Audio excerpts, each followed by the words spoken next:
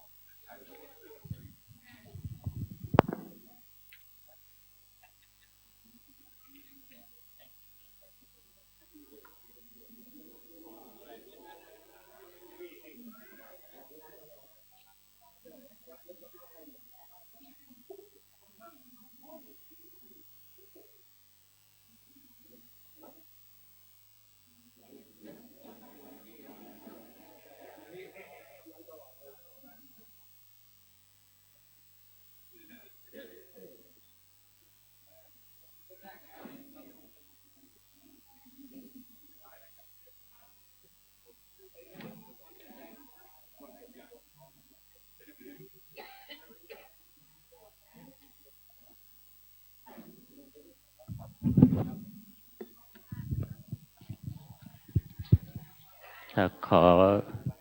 กราบถวายความเคารพแด่พระเดชพระคุณพระพรหมมงคลครับพระศรีศิลปาจารย์พระศรีศิลปาจารย์เลขานุการนะครับก็ดูแลหลวงปู่อย่างดียิ่งเลยครับสุขภาพดีหลวงปู่เพิ่งกลับมาจากรดน้ำท่านเจ้าคณะอำเภอเมืองลำพูนนะครับวัดมหาวันมรณภาพเมื่อคืนที่ผ่านมาครับก็เราได้เสียพระมหาเถระที่เป็นพระระดับบริหารหลายรูปนะครับก็หลวงพ่อเพิ่งกลับมาจากลำพูนครับท่านพุทธศาสนิกชนจะถวายมากราบหลวงปู่เชิญนะครับตอนนี้ขบวนอัญเชิญสรีระร่างพระเดชพระคุณพระเทพวิสุทธิคุณยังมาไม่ถึงตอนนี้ก็เรียนเชิญนะครับโอกาสว่างๆมากราบพระเดชพระคุณหลวงพ่อพระพรหมมงคลหลวงปู่ทองนะครับเรียกง่ายๆหลวงปู่ทองครับเวลากระผมไปกราบท่านก็จะบอกว่า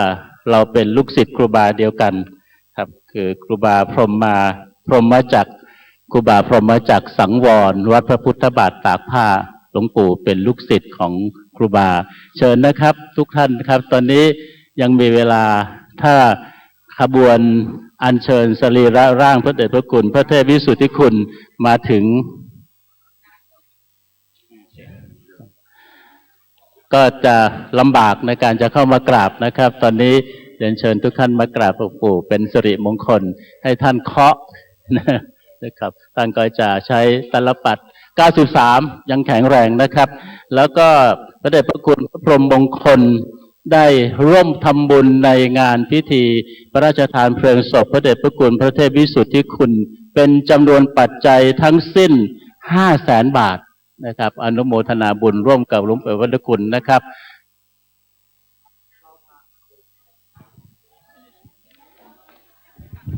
กับพระเดชพระคุณหลวงพ่อพระพรหมมงคลนะครับได้ทำบุญ ในงานนี้500,000 บาทนะครับ ทุกท่านสาธุพร้อมๆกันครับ สาธุสาธุสาธุครับครับตอนนี้ยังมีเวลาครับศรัทธาประชาชนท่านใดอยากจะมากราบใกล้ๆบันทึกภาพเป็นภาพประวัติศาสตร์ของครอบครัวของวงตระกูลเป็นมังคละอย่างยิ่งที่ได้กราบพระมหาเถรานุเถระหลวงพ่อออกงานทุกวันครับหลวงพ่อออกงานทุกวันเลยมีลูกศิษย์ใกล้ชิดหลวงพ่อเล่าให้ผมฟังว่าหลวงพ่อเนี่ยตอนสมัยดำรงตำแหน่งเจ้าวาดวัดลำเปิงใหม่ๆเป็นพระหนุ่มๆเนี่ยเวลานิมนต์พระผู้ใหญ่ไปในวัดท่านเนี่ยส่วนใหญ่เจ้าคณะจังหวัดเจ้าคณะอำเภอสมัยนั้นจะไม่ค่อยไปจะส่งตัวแทนไปท่านเลยก็อธิษฐานใจว่าถ้าตราบใดได้เป็นพระมหาเถระใครนิมนต์ที่ไหนจะไปหมดทุกวันนี้ก็เป็นปรากฏชัดว่าไม่ว่าเล็กวัดงานเล็กงานใหญ่งานวัดเล็กวัดน้อยหลวงพ่อไปหมดครับพระเดชพระคุณหลวงพ่อไปหมดหลวงปู่ไปหมดครับเมื่อกี้หลวงพ่อพระเทพโกศลบอกว่าท่านออกงานทุกวันร่างกายเลยแข็งแรงนะครับเหมือนกับการออกกำลังกายของพระเดชพระคุณหลวงพ่ออายุ93ครับถือว่าพรรษาสูงมากครับ73นะครับเคยดำรงตำแหน่งเจ้าคณะอำเภออมก๋อยอำเภอฮอดอำเภอฮอดครับครับตอนนี้เป็นมหาเถระที่มีศรัทธาประชาชนนับถือมากในขณะนี้นะครับเป็นพระมหาเถระที่เป็นสายวิปัสสนากรรมฐานเป็นรูปที่2ของกรุงรัตนโกสินทร์ในฝ่ายวิปัสสนาที่ได้ขึ้นเป็นพระมหาเถระถึงระดับชั้นรองสมเด็จนะครับรับพัดยศเมื่อวันที่5 ธันวาที่ผ่านมานะครับเป็นฝ่ายวิปัสสนาพัดขาวรูปที่2ของกรุงรัตนโกสินทร์ที่ดำรงตำแหน่งชั้นรองสมเด็จประวัติศาสตร์ได้จารึกไว้เลยครับพระเดชพระคุณหลวงพ่อพระพรหมมงคลนะครับเป็นรูปที่2ของกรุงรัตนโกสินทร์ฝ่ายวิปัสสนาที่มีตำแหน่งถึงรองสมเด็จนะครับครับในขณะที่เรากำลังรอขบวนตอนนี้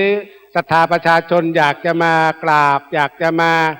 มีทั้ง3รูปครับนั่งหน้านะครับพระเดชพระคุณหลวงพ่อพระพรหมมงคลนะครับพระเดชพระคุณหลวงพ่อพระเทพโกศลท่านก็82แล้วนะครับแล้วก็พระเดชพระคุณหลวงพ่อพระเทพปริยัติก็73นะครับ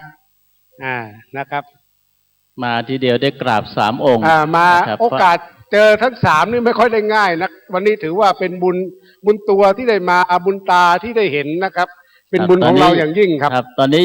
ยังมีเวลานะครับขบวนเพิ่งมาถึงหน้าโรงพยาบาลสวนดอกนะครับตอนนี้มาขบวนช้ามากเพราะว่าขบวนยาวมากขบวนยาวแล้วคนเยอะไม่ได้แล้วสวยงามมากครับนี่คือสิ่งที่งดงามของชาวพุทธแล้วก็อาจารย์ประสาทในช่วงขบวนผ่านมาเนี่ยนะครับ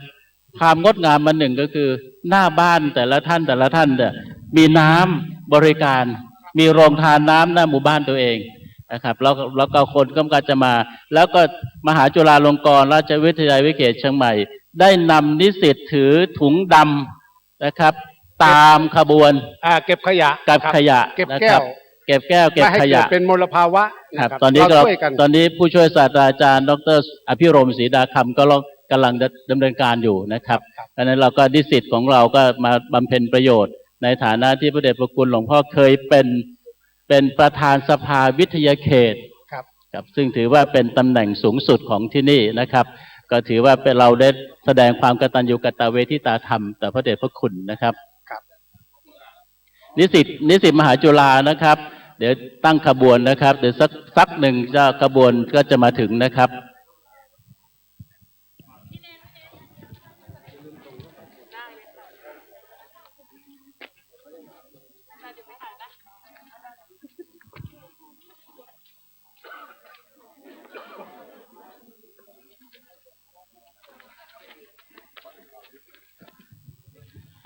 ครับท่านผู้มีเกียรติครับขออนุญาตกราบเรียนให้ทราบนะครับว่าสรีระของพ่อจะอยู่บน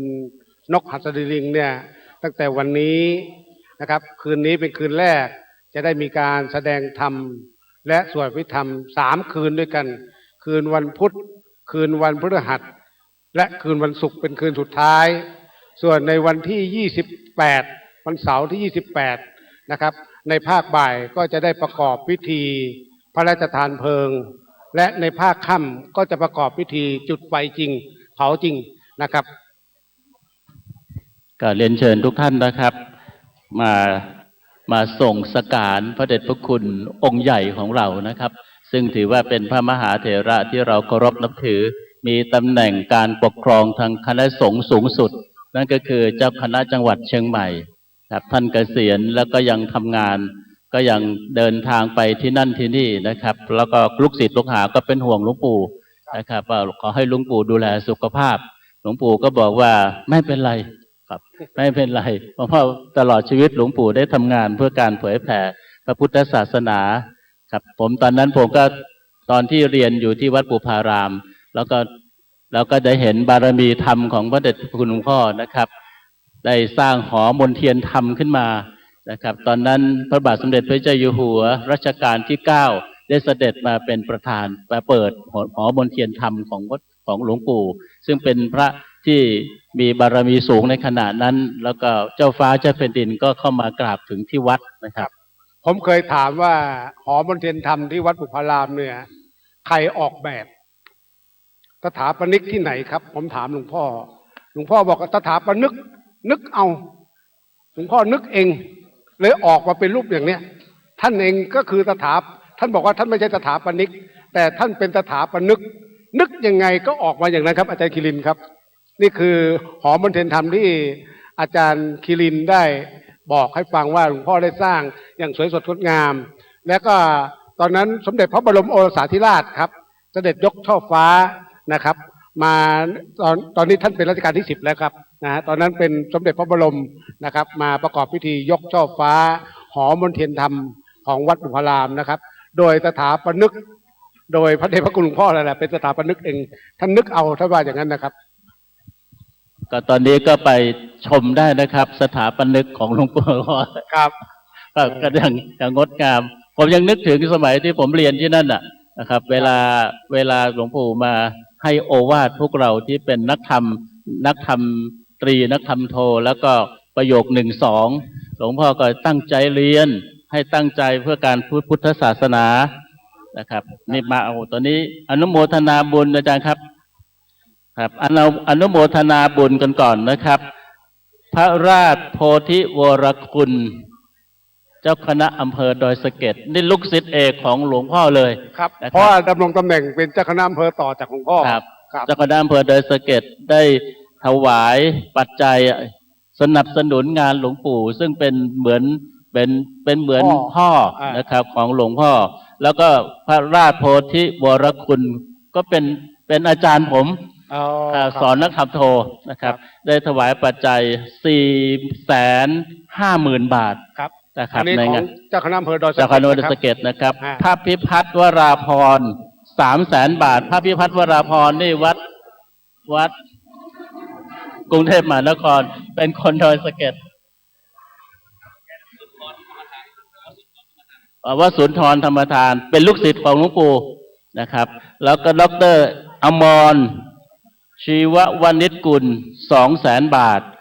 พระเทศสิงหวราจารย์รองที่การบดีมจร.และรองเจ้าคณะจังหวัดเชียงใหม่วัดพระสิงห์วรมหาวิหาร100,000 บาทนะครับเพราะนั้นท่านมากันยาวเลยกันนี้ครับ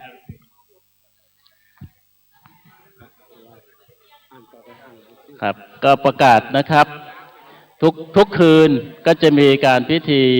เจริญมีการสวดอภิธรรมแล้วฟังเทศนะครับคืนวันที่ตรงนี้เลยครับตรงนี้เลยครับไม่ต้องถอดคืนวันที่27 มกราคม 2560ครับ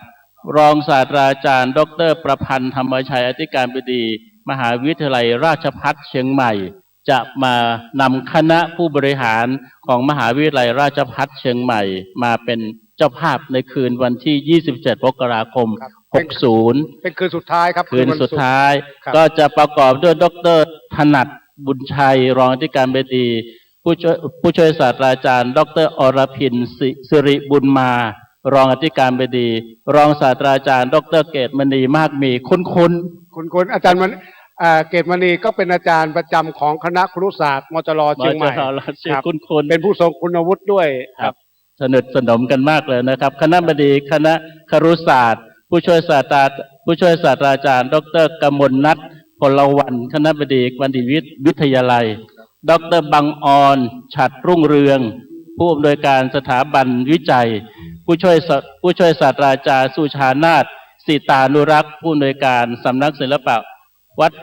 และวัฒนธรรมมหาวิทยาลัยราชภัฏจะร่วมเป็นเจ้าภาพในคืนวันที่ 27 มกราคม 2560 ด้วยนะครับนั้นทุกท่านก็ยังมาร่วมเป็นเจ้าภาพร่วมในการบำเพ็ญกุศลทุกคืนได้นะครับครับคณะไหนจะแจ้งก็ยังทันอยู่นะครับอาจารย์กิรินจะมาร่วมเพราะว่าเราไม่มีคณะเดียวหลายคณะก็ได้นะครับที่จะร่วมเป็นเจ้าภาพในการแสดงพระธรรมเทศนาและสวดพระอภิธรรมในแต่ละคืนทั้ง3 คืนโดยจะใช้บริเวณตรงนี้ครับเรามานี่สะดวกมากนั่งเก้าอี้ฟังเทศนะครับไม่ต้องไปนั่งบนพระวิหารถอดรองเท้าไม่ต้องครับเพื่อความสะดวกครับเรานั่งกันตรงนี้นะครับต่อหน้านกหัสดีลิง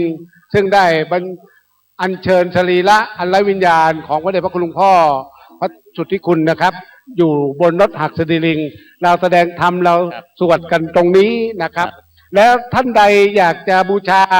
ฟืนนะครับหลัวนะครับแล้วก็มีผ้าบางสกุลนะครับทางโน้นก็จัดเตรียมไว้พร้อมหมดนะครับที่จะอำนวยความสะดวกตามคติความเชื่อของชาวล้านนาเรานะครับประเพณีอย่างนี้ครับในคืนวันที่ 27 นะครับนอกจากมหาวิทยาลัยราชภัฏเชียงใหม่มจร.วิทยาเขตเชียงใหม่ก็จะเป็นเจ้าภาพด้วยนะครับก็พระเดชพระคุณพระเทพสิงหวราจารย์รองที่การบดีและคณะผู้บริหารคณาจารย์และเจ้าหน้าที่ก็จะ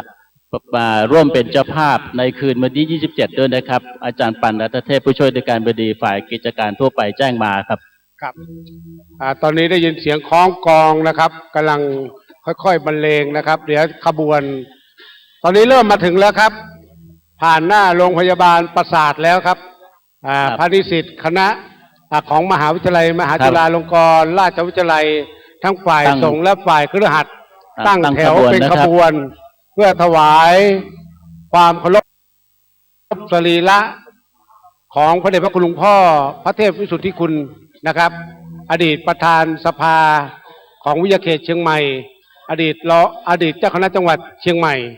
อายุ90 พรรษา70นะครับซึ่งวันนี้จะได้นำสรีระของพระเดชพระคุณหลวงพ่อมายังสุสานหลวงของจังหวัดเชียงใหม่ก็คือในบริเวณมณฑลพิธีวัดสวนดอกครับตอนนี้ขบวนอยู่ข้างหน้าดีแล้วครับตรงนำหน้าครับตรง3 หางนะครับขบวนข้างหน้ามาแล้วครับมาถึงแล้วครับก็ตรงถ้าเป็นตรงพระคุณเจ้าเนี่ยจะเป็นสีเหลืองจะไปรับก็ได้นะครับเชิญไปรับครับยืนรับข้างนอกเลยครับเชิญเลยครับตั้งแถวข้างนอกนะครับนิสิตของเราด้วยนะครับนิสิตมหาจุฬาลงกรณ์นะครับที่ครับเชิญเลยครับขณะนี้ขบวนอัญเชิญสรีระร่างของพระเดชพระคุณพระเทพวิสุทธิคุณอดีตเจ้าคณะจังหวัดเชียงใหม่อดีตประธานสภาวิเขตเชียงใหม่แล้วก็มีเป็นพระมหาเถระที่ทรงคุณค่าของเมืองล้านนานะครับขณะนี้กำลังเข้าสู่ประตูวัดสวนดอกพระอารามหลวงเพื่อจะอัญเชิญสรีระร่างขึ้นสู่นกหัสดีลิงนะครับขอเชิญทุกท่านตั้งขบวนรับ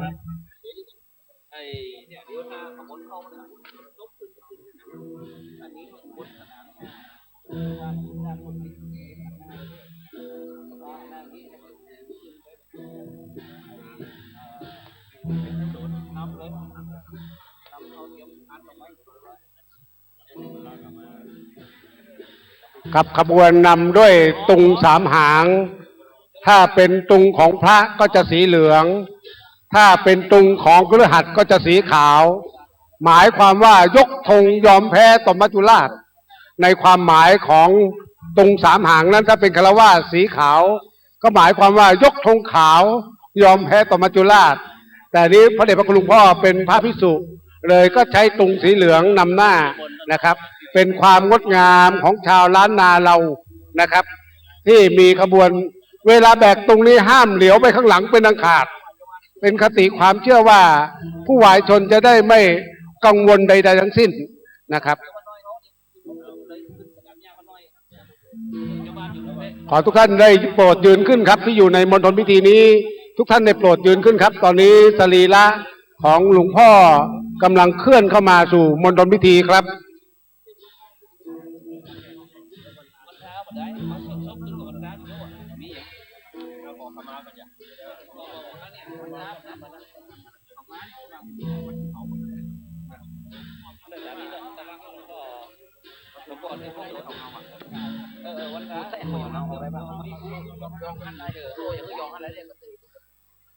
ครับขณะนี้ขบวนอัญเชิญสรีร่างพระเดชพระคุณพระเทพวิสุทธิคุณนะครับมาถึงวัดสวนดอกนะครับก็เรียนเชิญทุกท่านนะครับได้ถวายต้อนรับสรีระร่างพระเดชพระคุณนะครับเป็นพระมหาเถระที่เราจะมาส่งสการพระเดชพระคุณหลวงพ่อสู่นิพพานครับเรียนเชิญทุกท่านนะครับ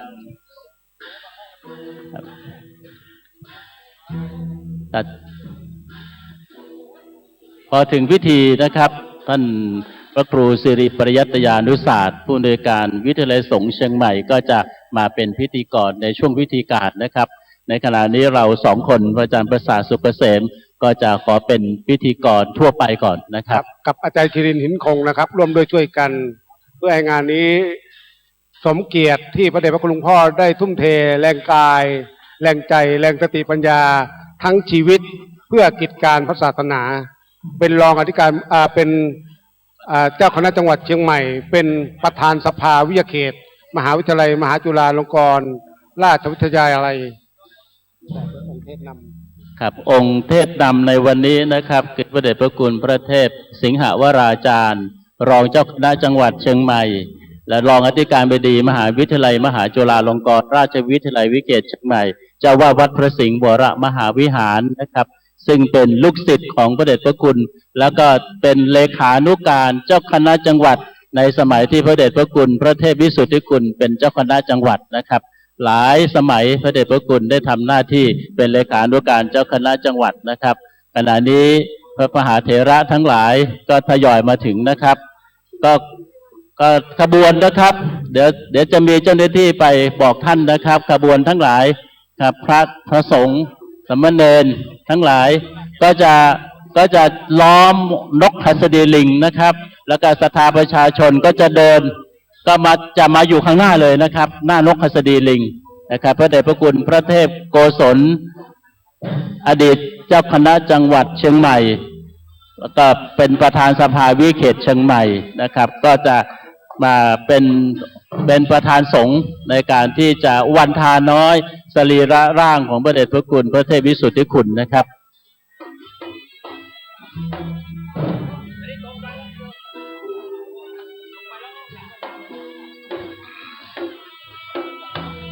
ครับขบวนนี้ออกจากวัดบุพารามเวลา 12:30 นาทีและขณะนี้เวลา 15 นาฬิกาครับใช้เวลาเดินทางเกือบ2 ชั่วโมงเศษๆนะครับ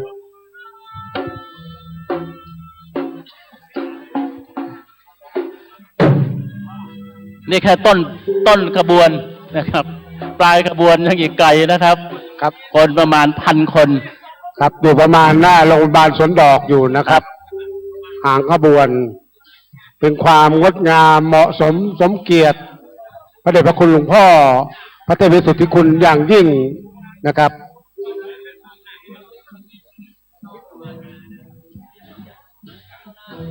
ครับอย่าลืมนะครับคืน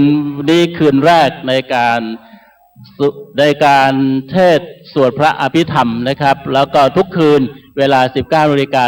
เป็นต้นไปนะครับเรียนเชิญทุกท่านมาที่บริเวณประรำพิธีณสุสานหลวงวัดสวนดอกพระอารามหลวงนะครับก็จะมีพิธีอย่างเช่นคืนนี้นะครับพระเดชพระคุณพระพรหมเสนาบดีเจ้าคณะภาค 7ครับก็จะเป็นองค์แสดงพระธรรมเทศนาแล้วก็พระสงฆ์จตุรวรรคก็จะสวดพระอภิธรรมนะครับในคืนนี้ขอเรียนเชิญทุกท่านนะครับมาร่วมพิธีในคืนแรกของการบำเพ็ญกุศลของพระเดชพระคุณหลวงพ่อพระเทพวิสุทธิคุณในคืนนี้ครับ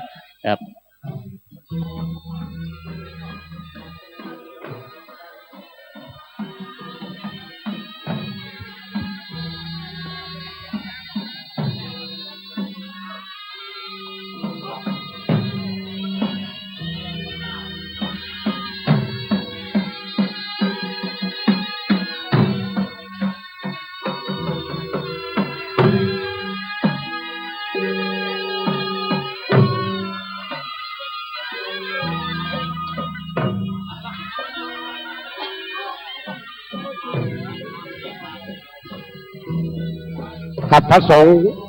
หลายร้อยรูปด้วยกันนะครับ ที่ร่วมกันจูงสรีระของพระเดชพระคุณหลวงพ่อพระเทพวิสุทธิคุณนะครับขณะนี้ขบวนที่จูงสรีระนั้นเริ่มเข้าสู่ประตูวัดสวนดอกครับ พระอารามหลวงแห่งนี้ครับ ครับขบวนพระสงฆ์ที่นิมนต์นะครับที่เข้าสู่ขบวนนะครับ ก็จะมีนิสิตมหาจุฬาลงกรณราชวิทยาลัยวิเกตเชียงใหม่ นิสิตมหาวิทยาลัยมหามกุฏราชวิทยาลัยโอ้พระเดชพระคุณครับนิมนต์เลยครับ แล้วก็โรงเรียนบาลีสาธิตศึกษานะครับโรงเรียนธรรมราชศึกษาโรงเรียนเชตุพลศึกษานะครับโรงเรียนที่อยู่ในจังหวัดเชียงใหม่นะครับได้ร่วมขบวน ครับ เป็นกายสามัคคี นับพันรูปนะครับ ตอนนี้